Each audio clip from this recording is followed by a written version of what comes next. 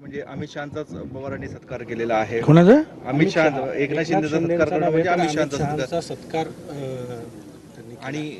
आणि ज्यांनी राज्यातलं सरकार पाडलं त्यांच्या कार्यक्रमाला शरद पवारांनी जायला नको होतं.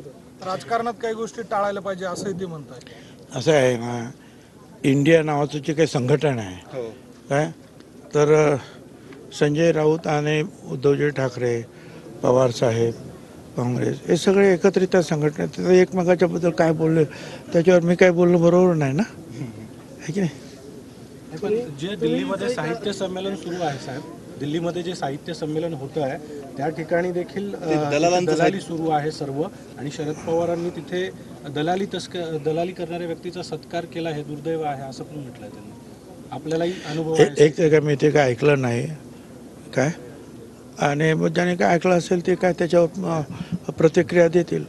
मला काही कल्पना नाही आहे त्याचं काय. साहेब, रायगड नाशिकचा पालकमंत्री ठरत नाही अशातच काल अजितदादांनी ऑनलाईन बैठक ही घेतलेली आहे. कधी ठरणार पालकमंत्री नाशिक? ते अजितदादांना आणि शिंदे साहेबांना आणि मुख्य म्हणजे फडणवीस साहेबांना विचारा ना, मला काय विचारलं.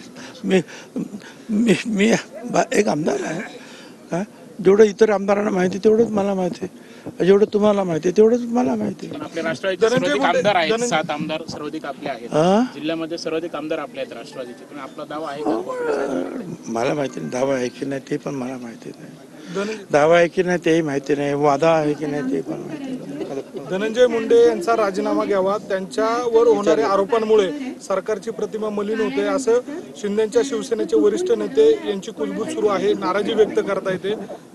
काय वाटतं आपल्याला या सगळ्या आरोपांच्या पार्श्वभूमीवर? कुजबूज म्हटल्यानंतर ती जी आहे भिंती आड वगैरे किंवा आपसात होते, आता त्याच्यावर आपण काय बोलायचं आहे की नाही, कुजबूजच आहे ती. संजय राऊत एक खासदार आहेत आणि साहित्य संमेलन दिल्लीमध्ये भरलेलं असताना अशा स्वरूपाची टीका करणं आपल्याला योग्य वाटतं का? म्हणजे ते पवार साहेब असो किंवा साहित्य संमेलनाचा विषय असो.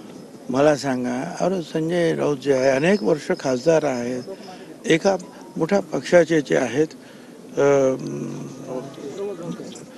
प्रवक्ते आहेत आणि एका मोठ्या वर्तमानपत्राचे सुद्धा ते कार्यकारी संपादक आहेत. त्यांना मी सांगावं किंवा त्यांच्यावर मी टिप्पणी करावी असं मला वाटत नाही.